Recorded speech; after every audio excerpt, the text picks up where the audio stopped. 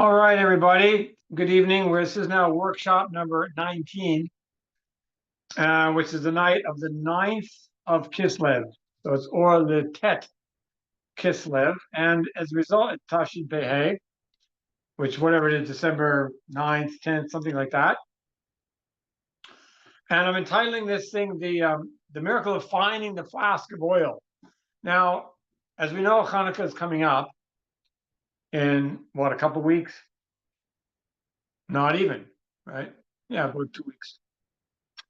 So I thought it might be good to spend some time discussing the miracles of Hanukkah and some of the meaning, even maybe the halachas of Hanukkah, which maybe we'll do next week. I don't know. I haven't decided yet. But normally when we think about this great miracle of the oil being found and then the oil miraculously lasting for a total of 8 days instead of the fact that it was only really sufficiently enough derech hateva to last for 1 day, we always think that the miracle is in how many days the oil lasted, which of course that's true. That was a big miracle. But you see, the title of this is called The Miracle of Finding the Flask.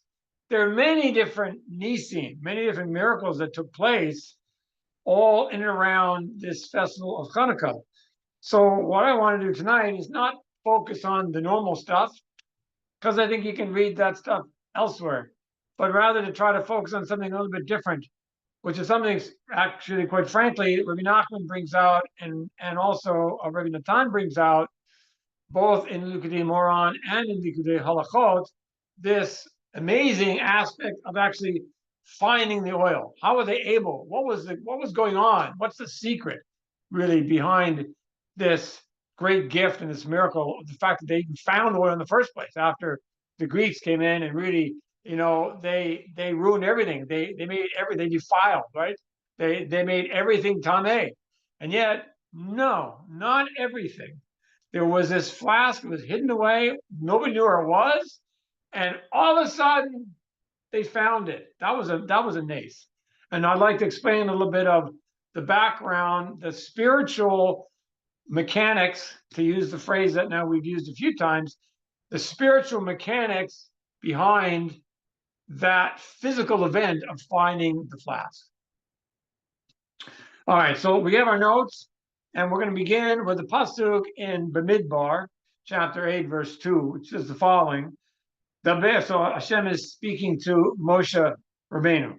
Daber el Aaron. So say to Aaron, V'amarta elav, and say to him, or speak to Aaron and say to him, B'ha'alotecha et hanerot el mul pnei hamenorah ya'iru shivat hanerot.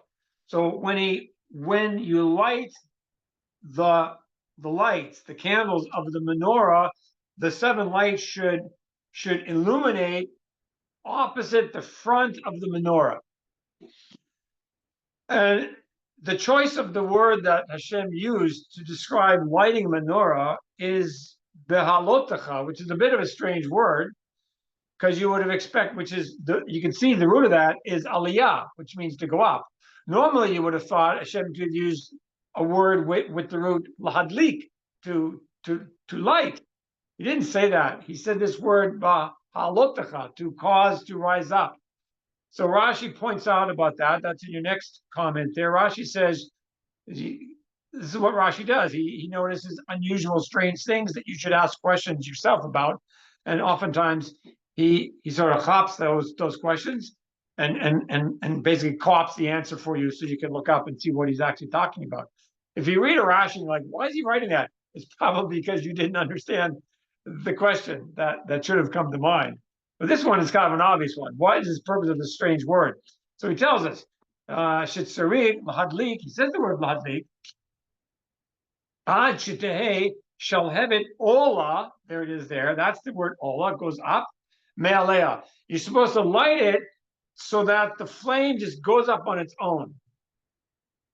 Meaning you don't have to do anything more. Once you light that flame, you just hold that piece of wood or whatever it is with the light on it. You hold it in front of the oil on top of the wick. and you wait till it ignites on its own, and that's it.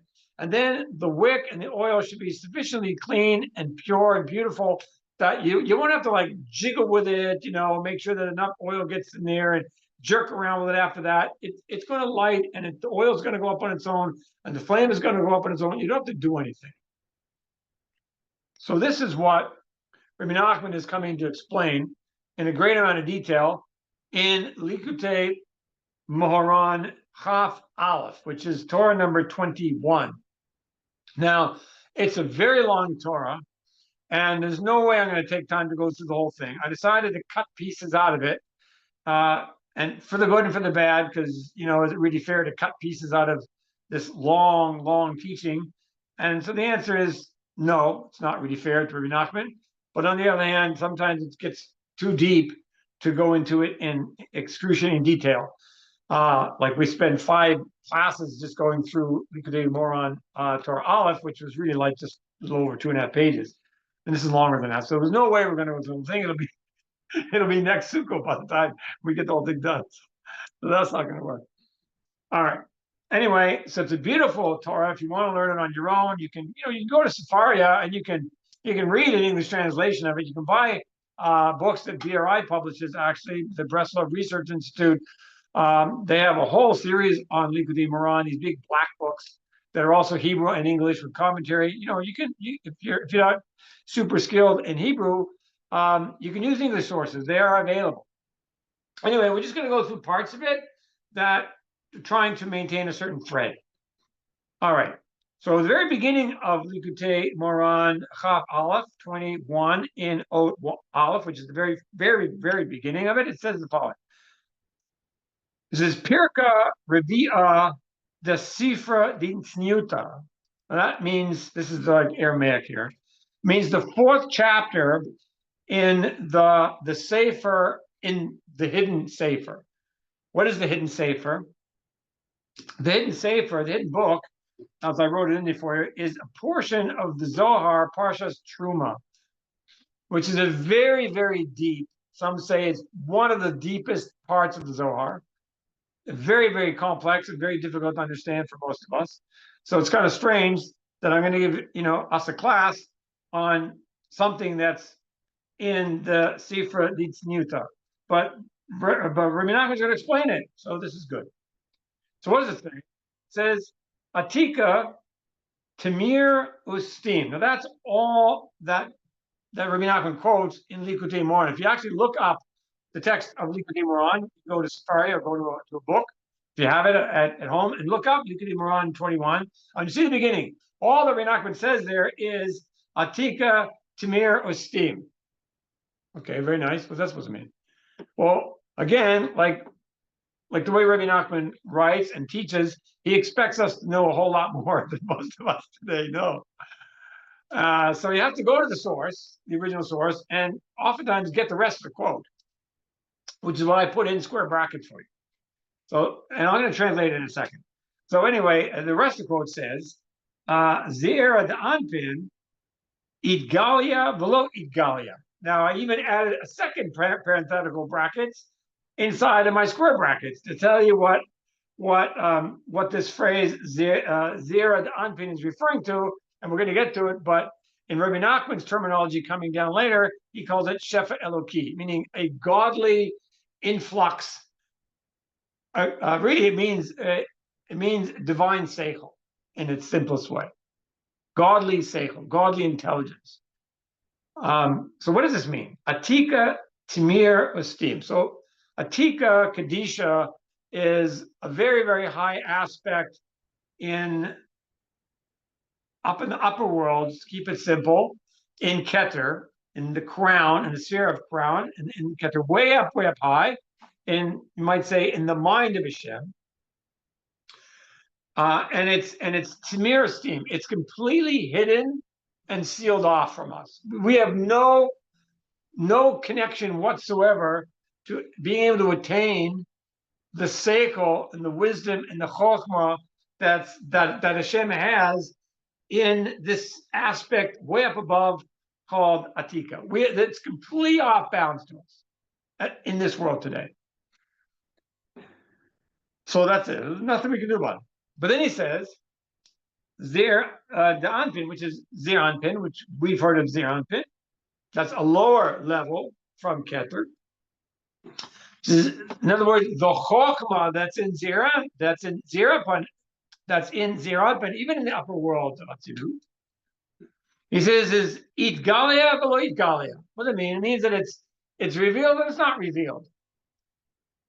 So how can something be revealed and not be revealed? So this is what we're going to learn. It means that it can be revealed to us depending on us, or depending on us, it might not be revealed to us. So it's conditional. It's revelation. It's our ability to understand the chokhmah and the wisdom and the seichel and the Torah and the light that's in this Zeir, the Anpin. That's dependent on us. With respect to the chokhmah that's in Atika Kedisha, it doesn't depend on us. There's nothing we can do. It's all balanced completely in this world. But even in this world, some people are going to be able to have access to the chokhmah that's in Zeir Anpin. And that's what Rabbi Nachman calls shefa Eloki, meaning a real true divine influx of Hashem's wisdom down into our minds. That it is possible, even in this world, for some of that to be revealed to us if we do certain things. If we don't do these things, then it won't be revealed to us. Okay, that's what he says. So when we actually get into the very beginning of this Torah, you find out there's really three kinds of seichel. There's normal, ordinary human seichel that any ordinary human being has access to if he learns and he goes through a series of steps, normal introductory stuff. He wants to say, learn, I don't know, he wants to become a great biochemist, just to pick a random topic, okay? So what does he do? He has to go to school, and he's going to learn. He has to take all these classes, some introductory classes, then some more advanced classes, and eventually more advanced classes. And eventually he has a certain understanding of this field of, say, biochemistry. So that's the way human seichel can be developed. But then we're not even talking about that here. We're talking now here, and we're also not talking about the highest level, the seichel that's in Atika, because that's out of bounds.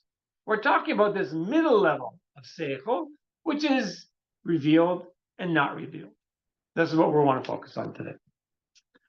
And we're going to see how it's connected to the festival of Chanukah on the second page. Now, on the first page is all introduction. On the back side is how we're going to see how it's connected to Chanukah. All right, before we go any further, are there any questions just to make sure we're all on the same page? And everybody understands so far what's been said. Okay, so now let's begin to read a little bit more. Now we're gonna skip a little. Every time you see the three dots in my text, it means that I'm omitting a section.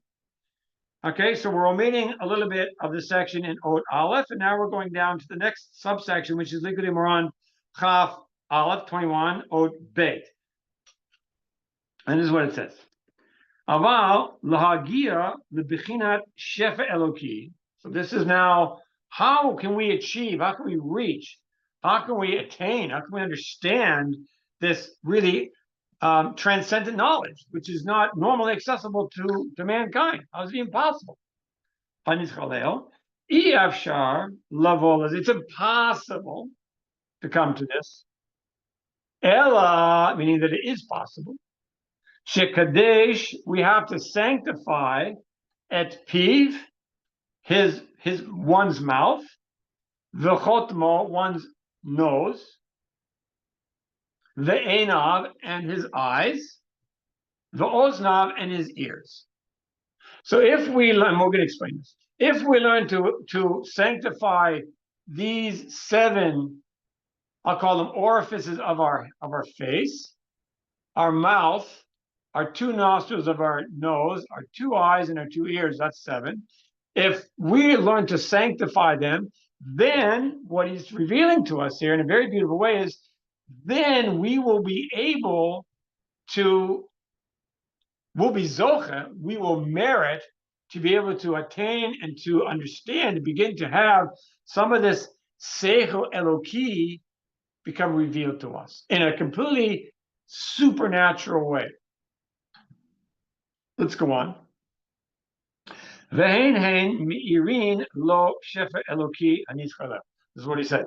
These seven or four, you could say four, eyes, ears, nose, and mouth. It's four, but it's really seven total. So 4, 7. These things will illuminate for him the shefa Eloki, as long as they're sanctified. Hainu. Now he's going to explain in brief what he means.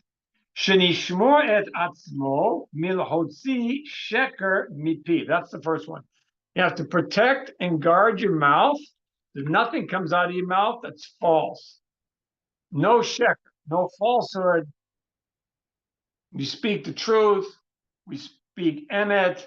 We're like Yaakov, right? Yaakov was a man of emes, right? Titen emes liYaakov, chesed la'Avram. The famous pasuk from the end of the Sefer Micha that we've mentioned many times before.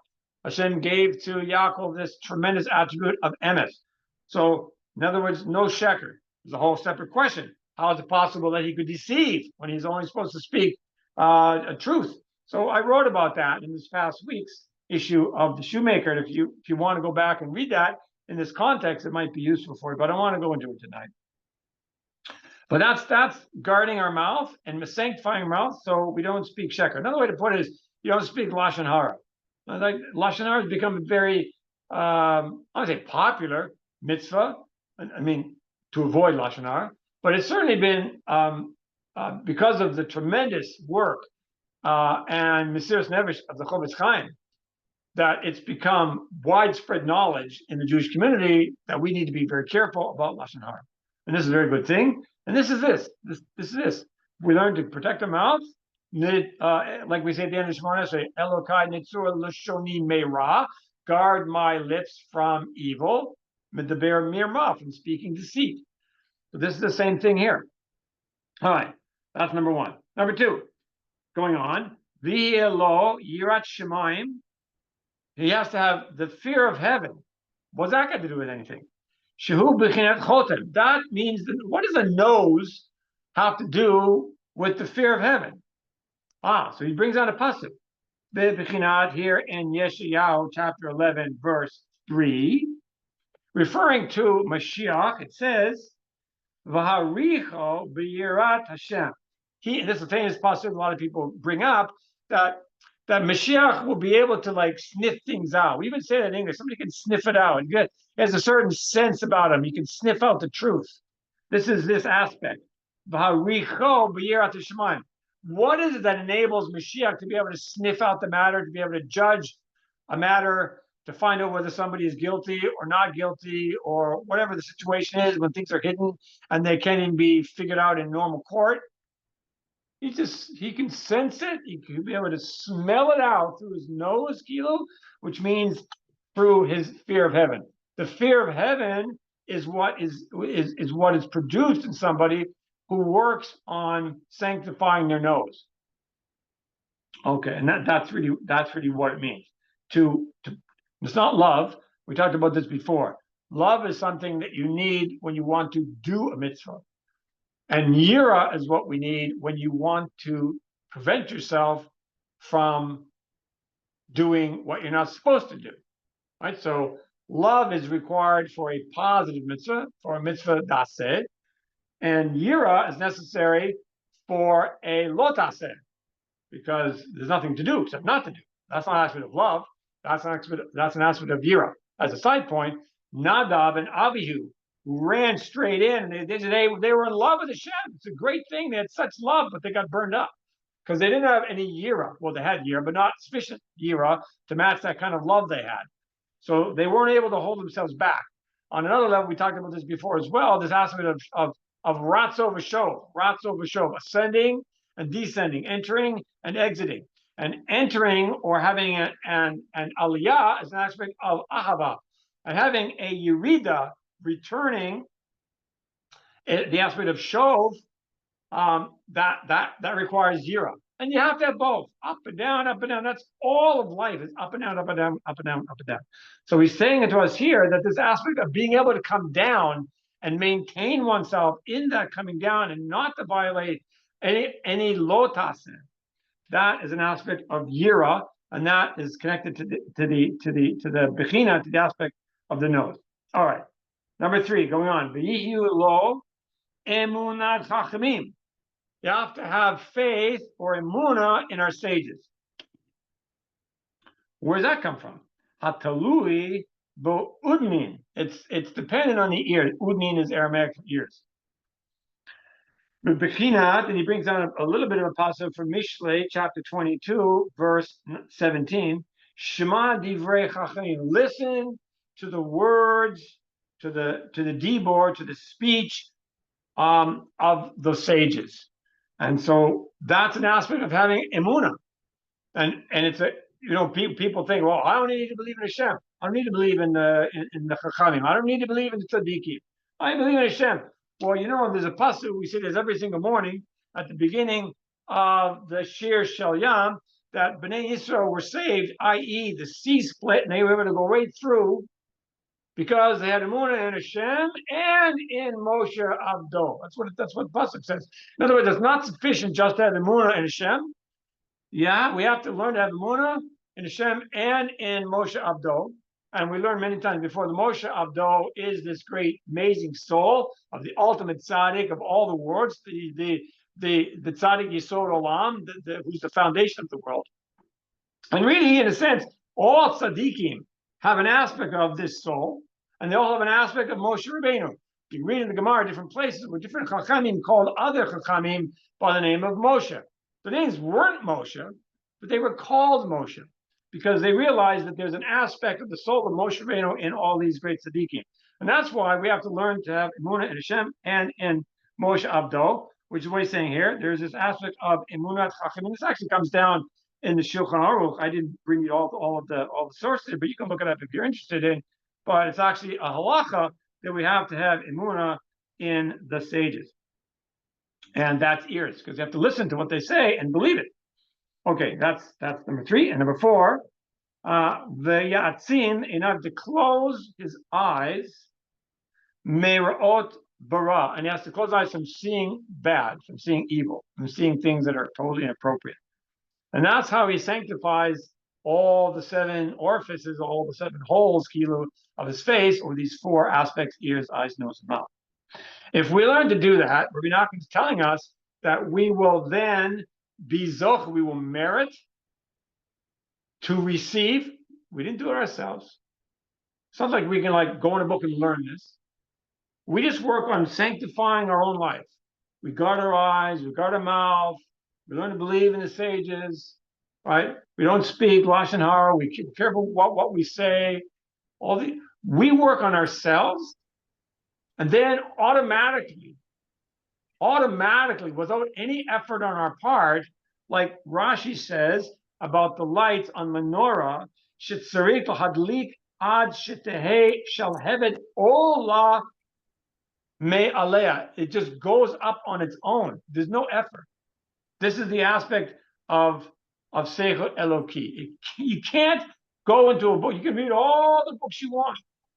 You can read the Zohar all you want, read the Gemara you want, but you're never going to be zocheh to seichel Eloki unless you work on sanctifying these 4 aspects of your face. I got a question. Okay, go ahead. The eyes, I know, I get it. It's something physically you can do, protect your eyes. Your ears, listen to the sages. The mouth, don't speak lashon hara. But I didn't catch your nose. What can you physically do there? I mean, I understand the Mashiach can sniff you out, but that's the Mashiach, not me or you. So I don't understand the physical thing that you need to do for the nose to kick in. I mean, the eyes, the ears, and the mouth, I get.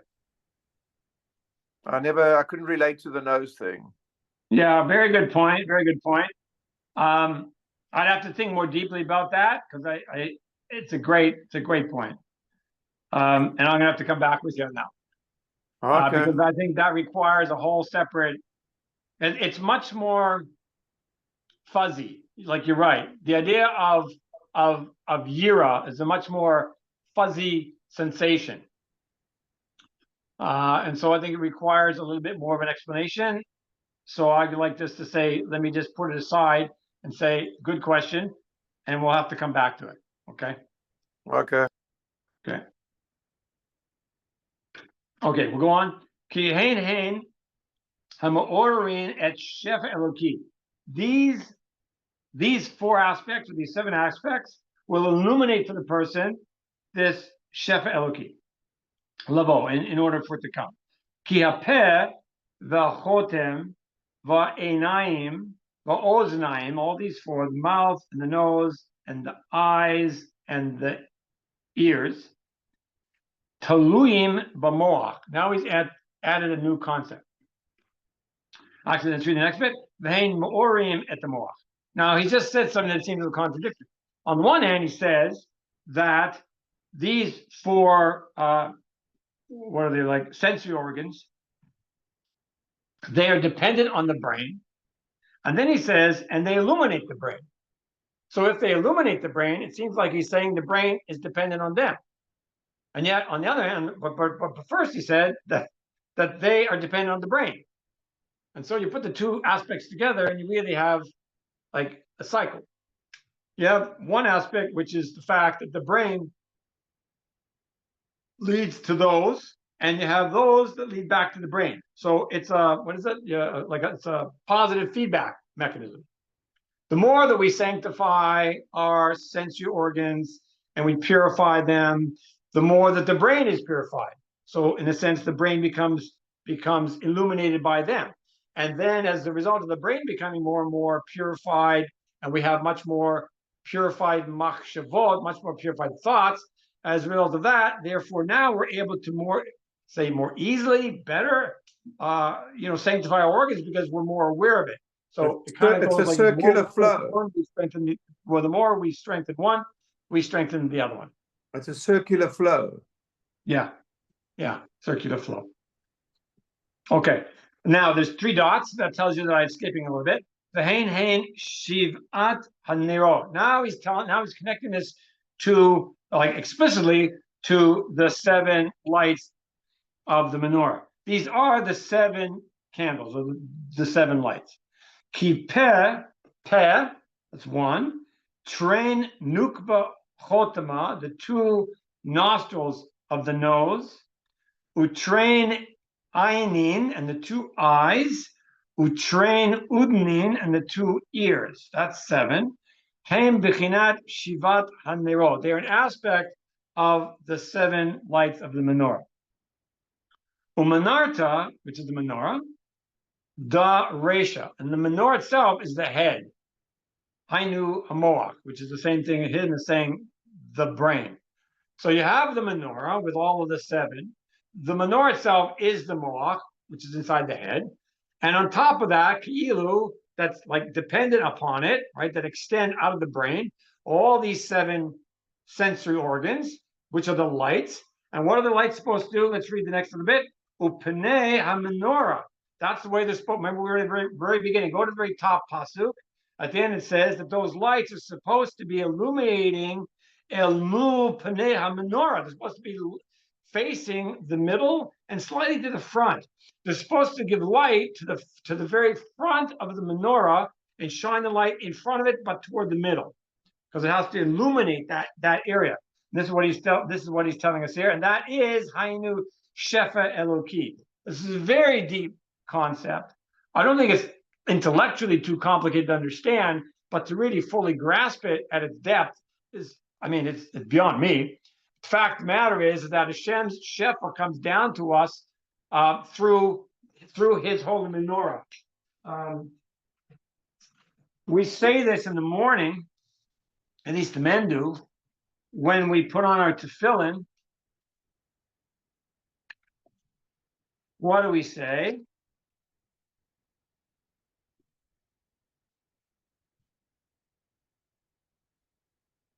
What do we say?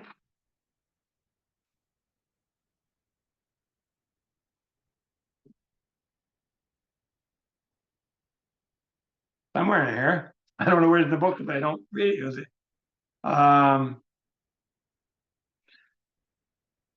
Right, here it is here. So after we finish putting on the tefillin, and now we're straightening out the straps, what do we say?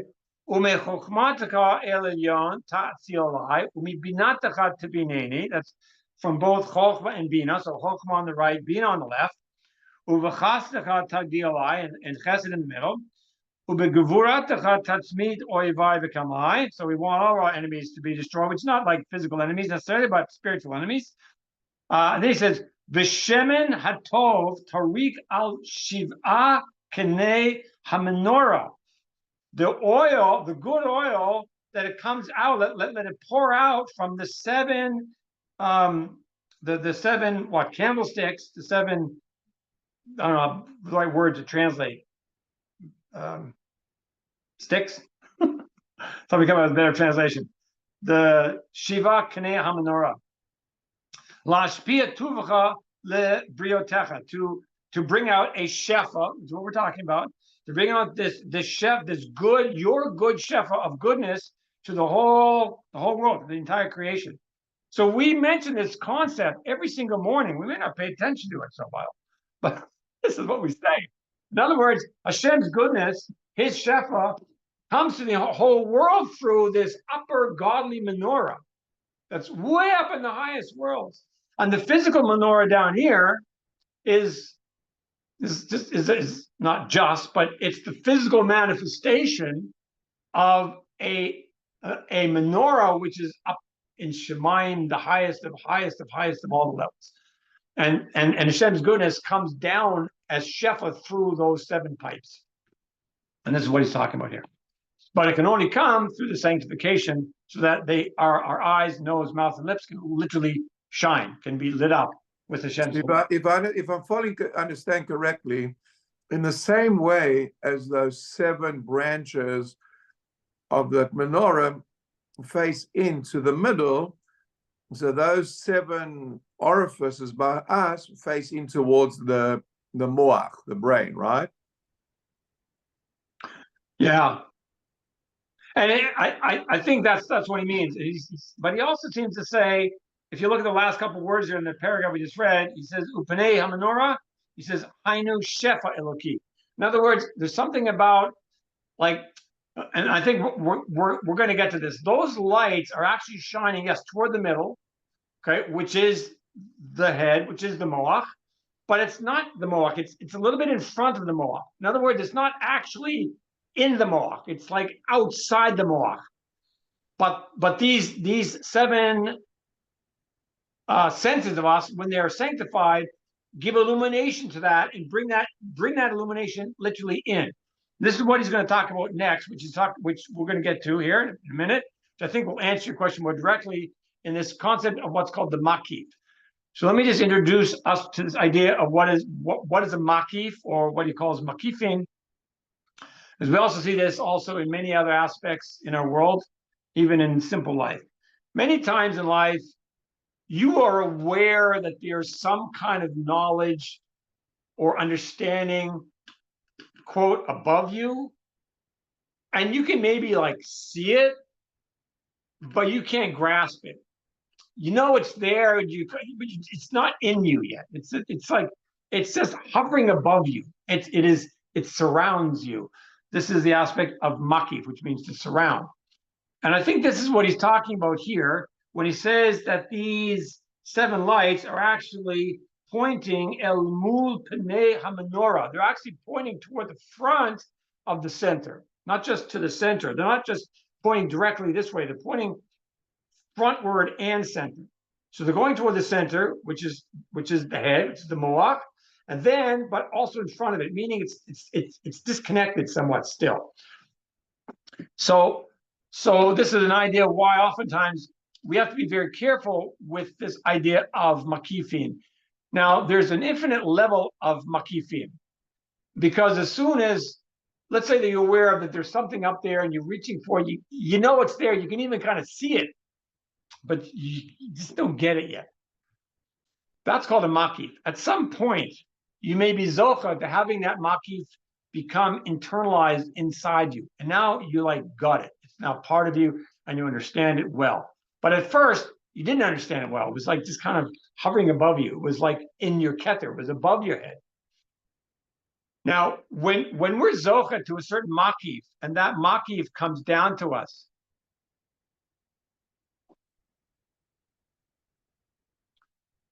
there's another makif above that, and another makif above that, because Hashem's knowledge and his understanding is infinite. Okay, so let me go back and try to explain the idea of makif a little bit better.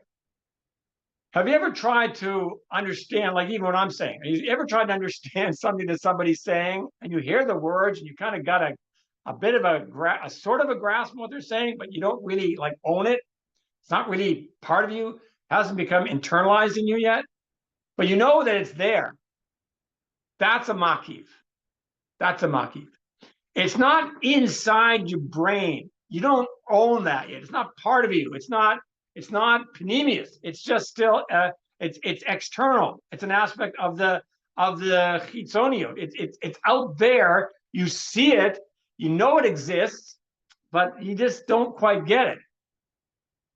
Not really an aura in some kind of a mystical sense. I don't know what aura means. People want to see auras with lights and whatever. Maybe it's connected to aura. I'm not in that world of, you know, I don't understand. It's not my world.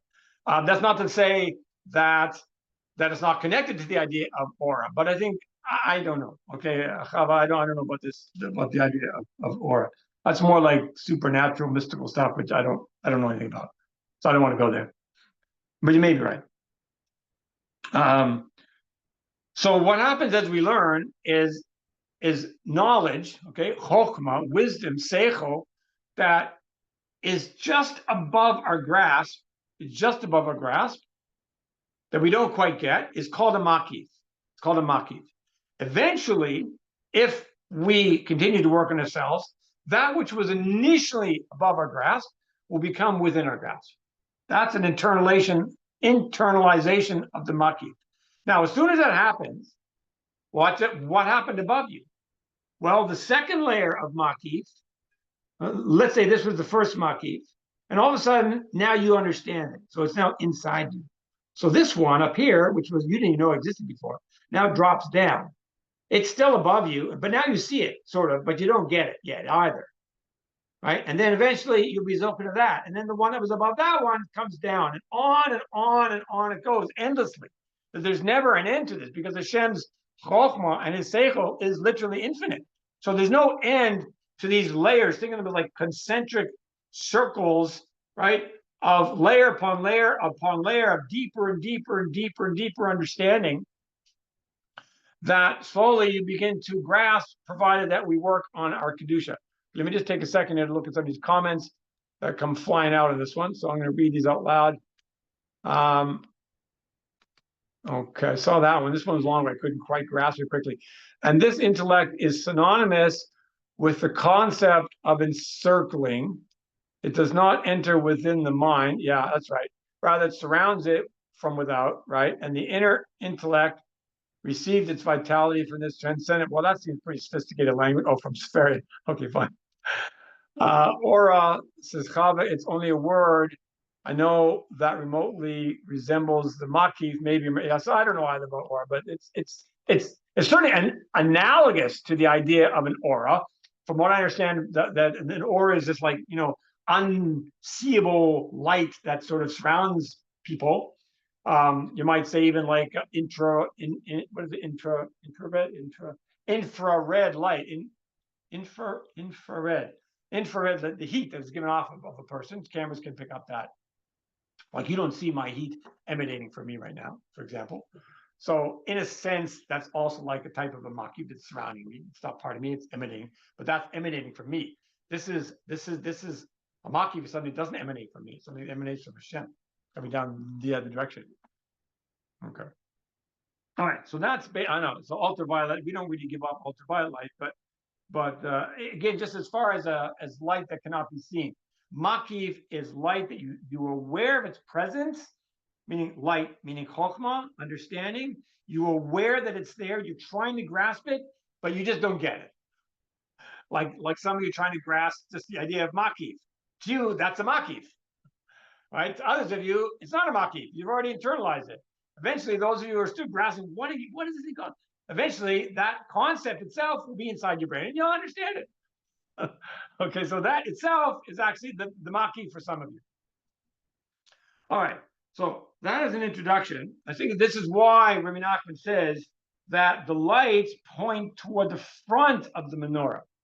Okay, there's another comment I just saw pop up. Second, what does this one say? Oh, I think I got that one. Okay. Now let's go to the next bit. Likutei Moharan. Now we're into 21, section 4. Shefa Eloki. Hu b'chinet makifim. Okay, which is now should make sense, right? Because it's a shefa, it's a godly shefa, it's a godly understanding, it's godly wisdom, it's godly seichel. It's not seichel that you can work out on your own by going to classes and studying and learning. It's not that kind of seichel. If it's because that's not a shefa Eloki. That's just shefa enoshi. That's just your own ability to acquire things through your own human skills. But this is something that comes from above. That's the idea of a makif. It's not something emanating from you. Something emanating from Hashem comes down and it sits literally upon your head, like we're underneath it. We're like, and all these layers are all above us. And we want to be able to achieve and understand and reach more and more of them. That's called shefa Eloki. Okay, now let's go on. Shaseichel hazehu gadol ad limaod. It's beyond our comprehension. Okay, it is an intelligence or an intellect which is great, very much so. The brain can't handle it. It cannot even enter into the moach because it's just too great. It would blow us up, kilo. Okay, Elohu makif at the rosh. It surrounds the head. It's not even in the head yet. Kamo she'anu ro'im, like we see, kama chochmot amukot. She'ein yocholet b'moach ha'enoshi lahavin al borio. There's all kinds of wisdoms, deep, profound stuff that the brain, the human intellect, just cannot understand clearly at all. What does he mean? Kamo kama mevuchot. All kinds of paradoxes, conundrums, riddles, all the things. She'anu nevochim b'hem. We're all perplexed by them. We can't understand. How can this be? I'll give you a clear one. How is it that Hashem has no beginning? Now, some of us might be able to deal with the fact that Hashem has no end. Maybe. But to even begin to try to sort of get some understanding and feeling without driving yourself crazy and scare yourself half to wits, how can a being exist with no beginning? It like literally blows our mind. We just lose it. This is what he's talking about. And the example, actually, it's not the example he gives. He gives the example here, kamo hayedia bechira, knowledge and free will. The great paradox that many sages have tried to write about, either explained or said it's impossible to explain for over 2,000 years. How do we deal with the fact that if Hashem has all knowledge, how can we possibly have anything called bechira? Now, there's many different explanations given for this, and this is not the place to go into it. But Rabbi Nachman's point is, ultimately, it's beyond our seichel. It's just beyond our seichel, and no matter what you do, you're just not going to be able to fully grasp it. You might come to certain little aspects of it. You might find a certain explanation a little bit satisfactory, maybe for your level of intellect. But the deeper you get to it, you should begin to realize that's not even an answer. And these kinds of things. Now, this is somewhat similar to what we saw when we went through Likutei Moharan 1. What was Yaakov all about? Yaakov was a guy. What did he do? He was a man who worked on seeing the seichel shebechol davar, right? And that seichel, we said, was like the sun. And we can't see the sun. It's too bright. He's going to blow us away. He's going to blind us. So what do we have to do? We have to make ourselves like the moon. We have to make ourselves like nothing. We have to empty ourselves so we can create ourselves, make ourselves into a kli to receive it. This is exactly what he's saying here, that there is a seichel that's so above us that just we can't handle it. We can't handle it. The moon is not a source of light. It just receives even just a small portion of it that it can reflect. That's what we have to become. But the actual light itself, we can't handle it. It's just too beyond us. And it's not comprehensible, not in this human mind, not in this physical world that we live in today, not in Olam Hazeh. Going on, Shein Moach Shel Enoshi Yachol Havin Et Hayidiyah Hazeh. The human intelligence is not able to understand this kind of knowledge. Okay, so that's his explanation quickly of makif. Before we go further, you got a better feeling for the idea of makif than you had like 10 minutes ago?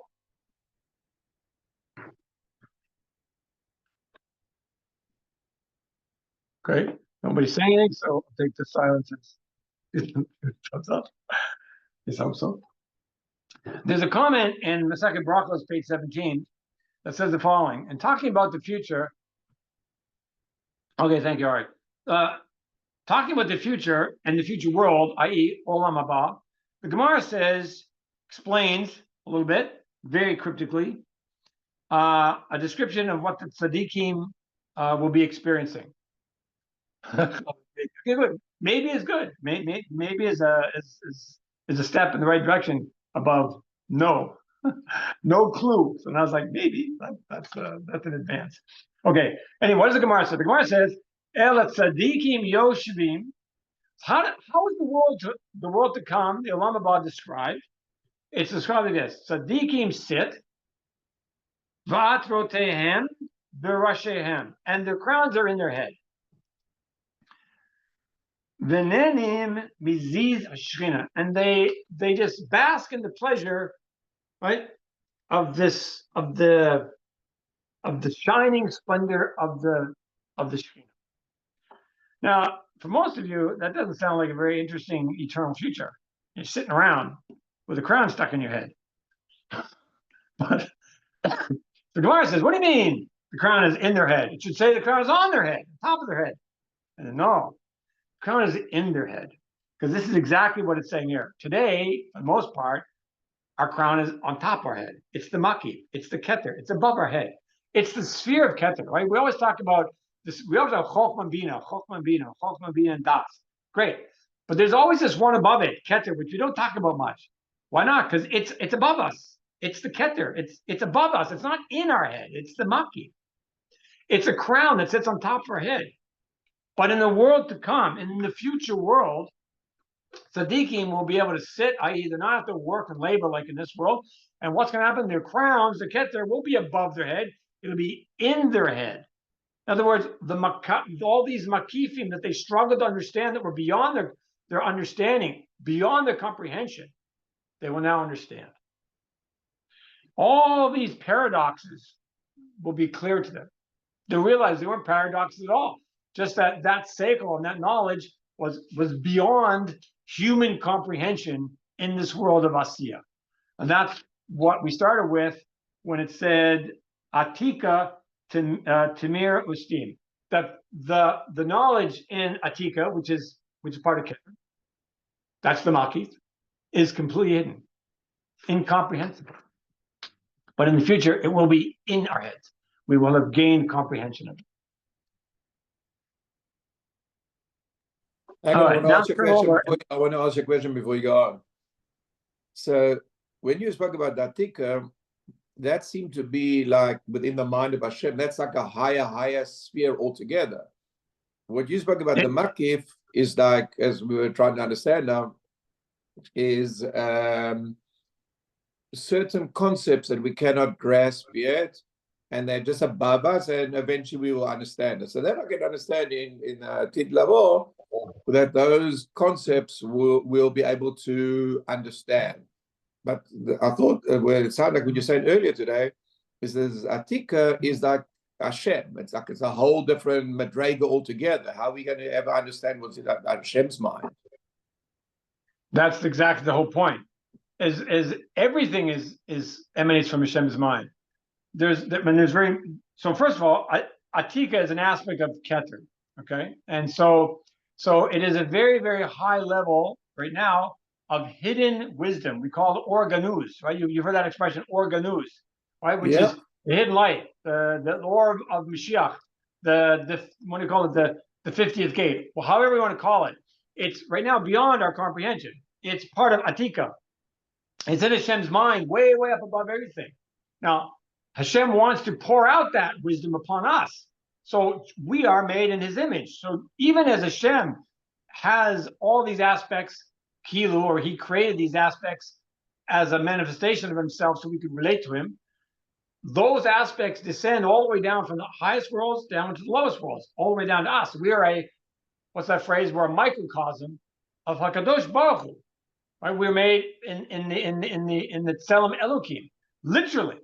It doesn't mean the physical shape, although it's related to the physical shape. But Hashem has no physical shape, but he has these spheros, and he has keter, all the stuff that Hashem created so that we can relate to him, so that there's a perfect match.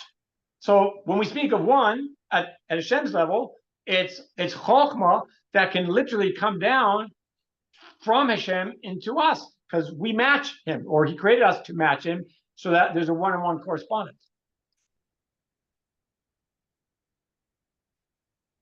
And Okay. it just seemed like a sort of I mean, I understand there's different levels. It just felt like a much higher, the ultimate level of Hashem, which we can never get to.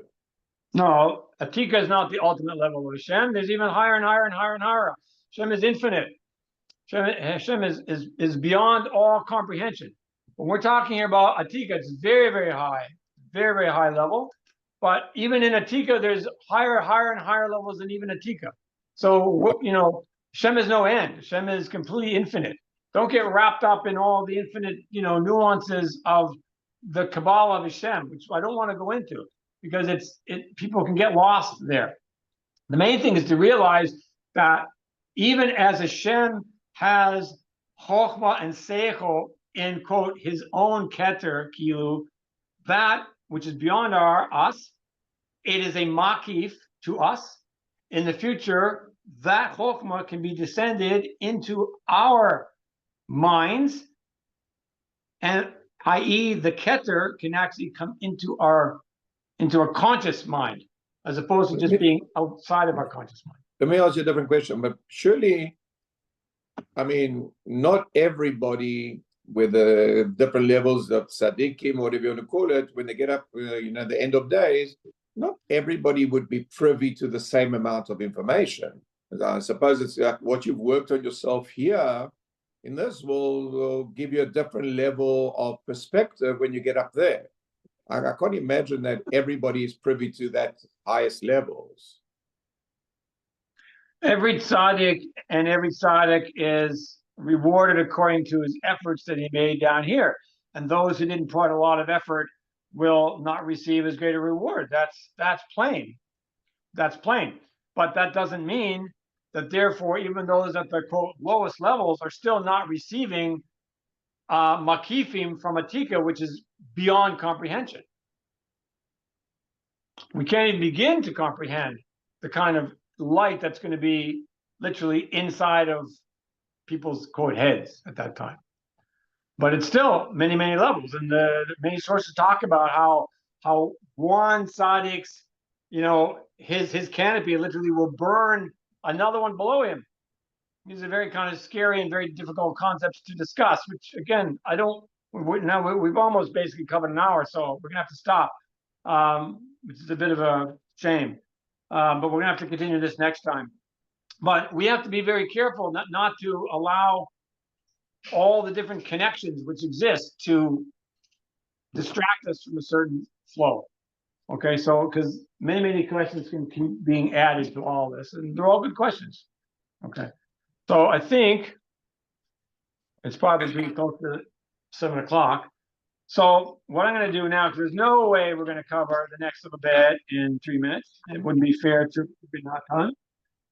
So we'll just have to do that for class next week, B'ezrat Hashem.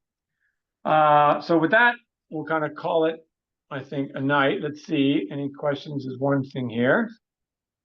Well, that's great because I can get Mariv at 7. Does this make okay? So let's see.